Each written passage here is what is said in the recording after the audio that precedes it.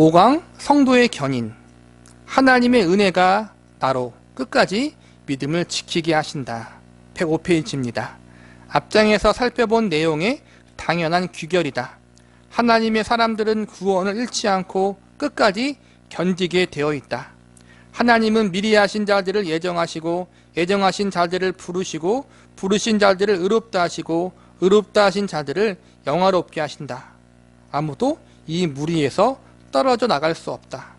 한번 이 백성에 속하면 영원히 안전하다. 하지만 성도의 견인 교리에는 그 이상의 의미가 있다. 성도는 끝까지 견디도록 되어 있지만 동시에 스스로도 믿음과 그 믿음에서 비롯된 순종으로 끝까지 견뎌야 한다. 선택은 무조건적이지만 영화는 그렇지 않다. 성경이 누누이 경고하듯이 그리스도를 굳게 지키지 않는 사람들은 결국 구원을 잃을 수 있다.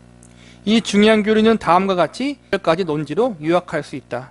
한 주에 하나씩 배울 건데 여기서 말하는 구원을 잃을 수 있다는 것은 처음부터 구원받지 않았다는 거예요. 결론적으로 보면은 예수님을 믿고 영접하는 데 있어서 하나님이 인격적으로 역사하지만 전 과정을 보면은 결론적으로 하나님의 주권적인 부분이기 때문에 우리가 수동적인 부분이 있어요. 이미 택임 받았기 때문에. 그런데 이제는 영화적인 부분, 성화를 포함하는 거예요. 성화와 영화의 부분, 믿음을 지키고 구원을 지키는 그 과정 가운데 하나님이 우리에게 능동적인 걸 요구하신다는 거예요. 능동적인 믿음, 성숙을 요구하신다는 거예요. 그러므로 가만히 있으면 견인차가 끌고 가듯이 구원을 완성시키는 것이 아니라 하나님이 우리를 어떻게 해요? 연단시킨다는 거예요. 훈련하신다는 거예요. 행좋게 만드신다는 것, 복좋게 만드신다는 것, 이 과정이 포함되어 있는 거예요. 구원받으려면 믿음 안에서 끝까지 견뎌야 한다. 이 말이 복음이 하나님의 도구로서 믿음을 처음 낳을 뿐 아니라 또한 믿음을 보존해 준다는 것이다. 우리는 그리스도를 믿는다고 고백했다는 이유만으로 견인의 부르심 앞에 거만하고 경솔하게 행하지 않는다. 믿음을 고백하는 이들에게 악한 마귀가 미치지 못한다고 우리의 마음대로 확신해서는 안 된다. 우리가 싸워야 할 믿음의 싸움이 있다. 선택받은 사람들은 그 싸움을 피할 수 없으며 하나님의 주권적 은혜로 결국 이긴다. 구원받으려면 우리는 끝까지 믿음 안에서 견뎌야 한다. 구원의 승리는 이미 보장되어 있어요. 예수님 때문에. 그런데 구원의 승리는 보장되어 있지만 그 과정 가운데 있는 작은 전투들이 있다는 거예요. 거기서는 우리가 실패할 수도 있고 넘어질 수도 있고 질 수도 있어요. 그게 믿음의 선한 싸움이란 말이에요. 믿음의 선한 싸움을 싸워서 우리가 자주 넘어지지만 그것이 우리의 구원을 결정짓지는 않아요. 왜냐하면 전체적으로 모든 걸 예수님이 이미 이기셨기 때문에 우리는 이기는 전쟁을 하고 있는 거예요. 하지만 시시때때로 작은 전투에서 넘어질 수 있고 실패할 수 있다는 걸 우리는 알아야 된다는 거예요. 바울의 견인의 필요성을 고린도전서 15장 1절과 2절에서 이렇게 설명했다.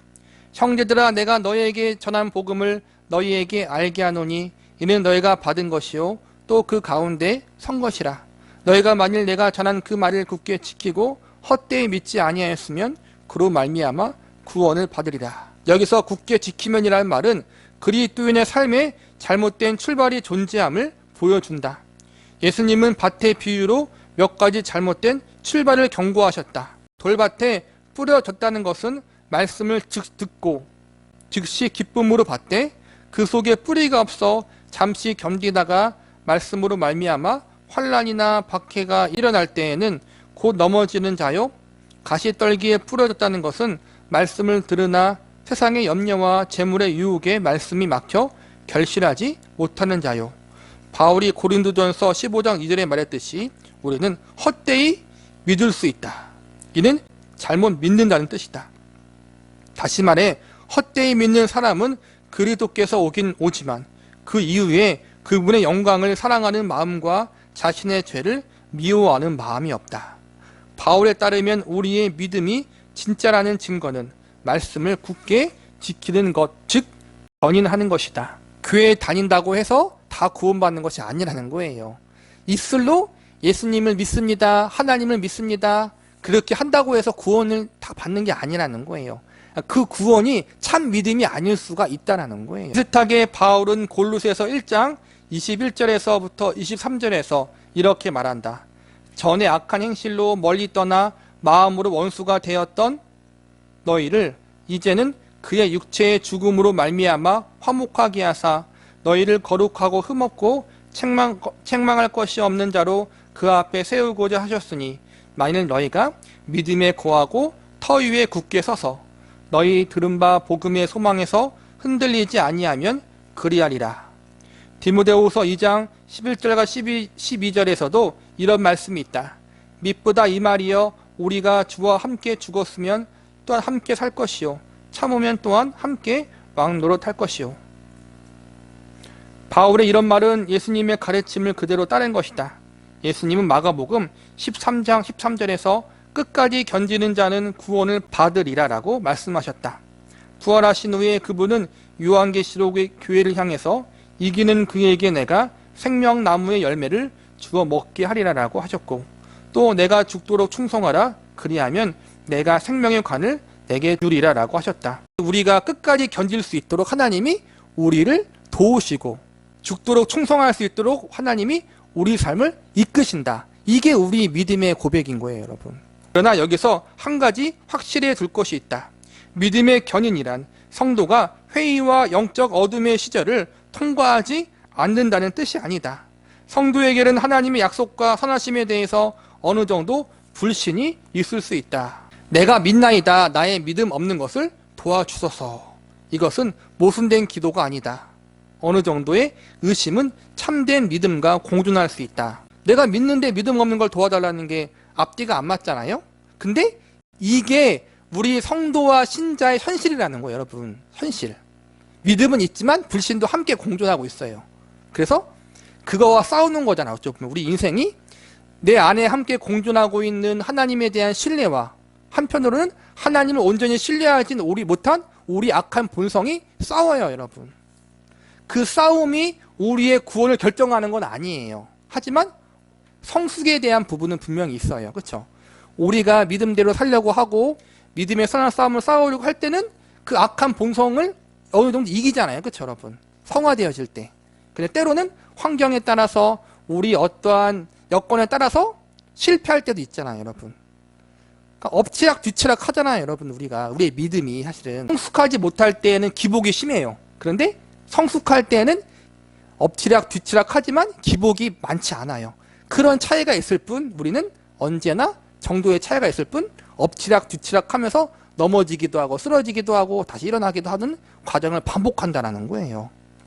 그래서 우리가 실수하고 넘어지고 우리가 하나님 앞에 온전히 순종하지 못하는 것은 인간이기 때문에 어쩔 수 없는 부분이라는 거예요. 그러므로 믿음으로 끝까지 견뎌야 한다는 말은 다시 돌이킬 수 없을 만큼 완고한 마음으로 그리스도를 부인하는 지경까지 가서는 안 된다는 뜻이다. 거기까지 간다면 여태껏 자신이 고백한 믿음의 위선이었음을 입증하는 꼴밖에 되지 않는다. 끝까지 믿음을 지켜라, 죽도록 충성하라는 부분은 아예 주님을 부인하는 자리에 가는 사람에 대한 부분을 이야기하는 거란 말이에요. 참된 성도들은 하나님 앞에 온전히 순종하지 못할 때도 많이 있지만 그것이 하나님 아예 부인하는 자리로 가진 않는다라는 거예요. 그런데 간혹 보면은 잘 믿는 것 같다가도 주님을 아예 부인하는 사람이 있다는 거예요. 참된 신자는 불순종할 수 있고 죄를 지을 수 있지만 하나님과 예수님을 아예 거절하고 외면하는 자리엔 가지 않아요. 그런데 처음부터 믿음이 잘못된 사람들은 나중에 보면은 예수님을 부인하는, 아예 부인하는, 베드로처럼 그렇게 연약해서 부인하는 것이 아니라 아예 그 존재 자체를 부인하는 사람들이 있다는 거예요. 그 사람들은 믿음의 출발부터가 잘못되었다는 거예요. 그 사람들이 구원받았다가 구원을 잃어버리는 것이 아니라 처음부터 그 구원이 거짓이었다는 걸 이야기하는 거란 말이에요. 완고함의 예를 에서에게서 볼 수 있다. 너희는 하나님의 은혜에 이르지 못하는 자가 없도록 하고 음행하는 자와 혹 한 그릇 음식을 위하여 장자의 명분을 판 에서와 같이 망령된 자가 없도록 살피라. 너희가 아는 바와 같이 그가 그 후 축복을 이어받으려고 눈물을 흘리되 구하되 버림바가 되어 회개할 기회를 얻지 못하였느니라. 에서는 이 세상을 사랑하는 마음 때문에 영적으로 너무 완고하고 강박해져서 결국 회개하려 해도 회개할 수가 없었다. 그는 그저 자신의 미련한 행위의 결과 앞에서 우는 수밖에 없었다. 그의 눈물은 자신의 흉악, 죄 때문도 아니고 장자권보다 한 끼 식사를 더 중시하여 하나님을 욕되게 한 것 때문도 아니었다. 결국 그는 하나님이 주신 장자권은 물론 함께 하시는 하나님마저 다 잃고 말았다. 하나님은 기회를 다 주셔요. 에서가 자기가 장자권도 잃어버리고 축복권도 잃어버렸을 때 울잖아요. 그 울 때 그 울음이 내가 정말 하나님 앞에 올바르지 못해서 이 꼴을 당했구나 하는 울음이 아니라 그냥 억울하다. 동생 때문에 억울하다는 눈물이었다는 거예요. 하나님이 기회를 주셨지만 결국 회개하지 않았다. 이걸 이야기하는 거란 말이에요.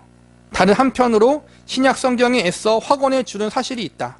우리는 죄 가운데 방황하는 타락을 일방통행 도로로 착각하여 절망해서는 안 된다.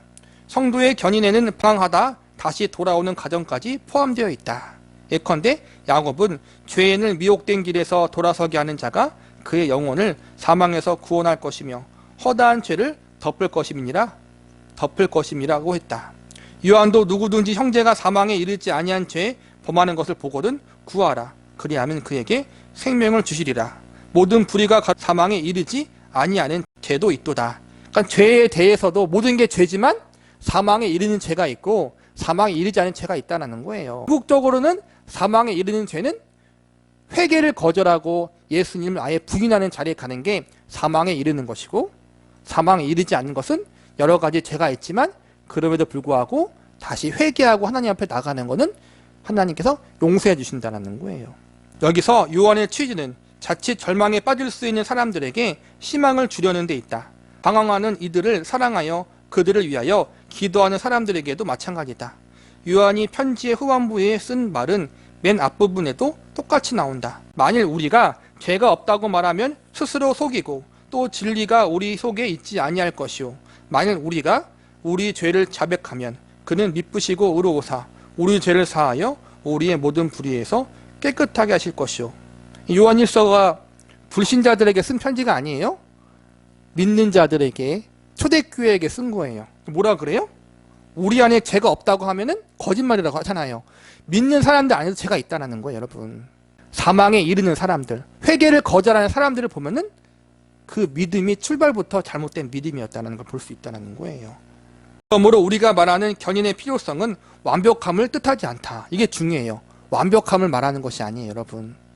우리는 완벽하지가 않아요. 불완전하다는 거예요. 그걸 먼저 인정해야 돼요. 우리는 예수님의 대속의 은혜로 구원받았어요. 이거는 신분에 대한 거예요. 죄인에서 의인으로, 죄인인데 용서받은 죄인이에요. 우리는 죄인이지만 하나님이 의롭다 인정해 주신 것 뿐이라는 거예요. 신분이 그래요. 우리의 신분은 하나님의 자녀지만 아직 우리는 신분에 걸맞는 성숙한 인생을 살아가지 못해요. 하나님 보시기에 온전하게 살아가지 못한다는 거예요. 하나님 보실 때 온전하지 못한 건 다 죄잖아요, 여러분. 그렇죠? 그러니까 우리 안에는 죄가 있는 거예요, 계속. 그런데 그 죄가 우리를 멸망으로 이끌지는 않는다는 거예요. 그렇지만 우리가 아직까지 성화되지 못한 부분에 있는 죄에 대해서는 끝까지 믿음으로 선한 싸움을 싸우면서 성숙을 향해, 성화를 향해서 나아가는 것이 우리가 이 땅에서 이뤄야 할 소명이라는 거예요. 즉 견인은 그냥 이루어지는 것이 아니라 이러한 싸움이 함께 포함되어 있다는 거예요. 신자에게 고민이나 심각한 정도의 의심이 없다는 뜻이 아니다. 우리는 여태까지 이 책에서 살펴본 모든 내용을 늘 명심해야 한다. 그리스도께 속한 상태는 하나님이 이루시고 하나님이 지키시는 초자연적 실제다. 성도의 가장 근본적인 표지는 행위가 아니라 신분이다. 이게 참 중요해요. 우리의 근본적인 정체성은 우리의 행위가 아니라 우리의 신분이라는 거예요, 여러분. 그들은 거듭난 존재이자 새로운 피조물이며 이 새로운 정체성은 왔다 갔다 하는 게 아니다. 하나님 편에서의 정체성 왔다 갔다 하는 것이 아니에요. 근데 우리는 때로는 우리가 낙심할 때는 우리가 좀 그럴 수는 있어요. 그런데 참된 신자들은 다시 재확인하는 거잖아요. 말씀을 통해서. 저도 마찬가지예요. 저 자신을 바라볼 때는 구원에 대한 확신에 대한 부분들이 왔다 갔다 할 때도 많아요. 왜냐하면 내 꼴이, 내 믿음의 수준이 하나님 보실 때 온전치 않거든요. 여전히 내 안에는 죄가 있잖아요, 여러분. 다 있잖아요. 그걸 보면은 내가 이러고도 과연 구원 받을 수 있을까? 그렇게까지 갈 때가 있어요. 믿음이 떨어질 때에는. 그런데 다시 말씀을 통해 확인해요. 내 구원이 나에게 달려있는 것이 아니라 하나님의 은혜에 달려있는 거구나. 하나님이 내 믿음을 보시고 자녀를 삼으신 것이 아니구나 라는 것을 확인하고 내가 다시 믿음으로 살아야겠다라고 다시 회복되는 거예요. 그런 과정들이 늘 있어요, 여러분. 그래서 말씀을 통해서 내 정체성과 구원에 대한 부분에 대해서를 확인하는 게 참 중요해요. 왜냐하면 그렇게 우리의 믿음이 흔들릴 때, 회의를 경험할 때 빨리 다시 회복할 수 있거든요. 스스로 말씀을 통해 회복하는 게 참 중요해요. 안 그러면은 이상한 데 빠질 수밖에 없어요. 믿음이 떨어지고 흔들거릴 때 부흥에 찾아가고 누구 찾아가고 그러면은 그 순간에만 다시 회복되고 또 일상의 삶의 자리에서는 또 떨어진단 말이에요. 믿음의 회의를 경험하고. 그래서 우리는 스스로 말씀을 통해서 내 구원이 어떻게 이르렀는가를 확인할 수 있는 실력을 갖고 있어야지 우리의 매일의 삶 가운데 그것을 재확인되고 재회복할 수 있다는 거예요. 그래서 이 복잡한 책을 공부하는 이유가 여기 있는 거예요, 여러분. 이것은 하나님이 하신 일이므로 번복될 수 없다. 하지만 그 열매는 끝까지 싸우는 믿음과 순종으로 나타난다. 견인되는 성도는 이렇게 말한다. 나는 싸울 것이고 끝내 패하지 않을 것이다. 99번 쓰러져도 100번째 일어나면 되는 거잖아요, 여러분. 우리가 주님 나라 가는 그날까지 우리는 그 싸움을 계속 반복하고 계속해서 이어서 나가야 한다는 거예요. 그런데 감사한 것은 그 싸움의 모든 것이 나에게 달리는 것은 아니라 하나님이 궁극적으로 이기게 하신다라는 믿음을 갖고 다시 쓰러진 자리에서 일어나는 것이 중요하다는 거예요. 그런 부분. 오늘 말씀을 정리하자면 성도의 견인은 단순히 가만히 있는 것을 말하는 것이 아니라 한 번 구원받는 것은 영원하다라는 말은 우리로 하여금 능동적인 자세로 만드는 것이 아니라 수동적으로 계속해서 믿음의 선한 싸움을 싸워나가는 자리까지 나가게 한다는 거예요.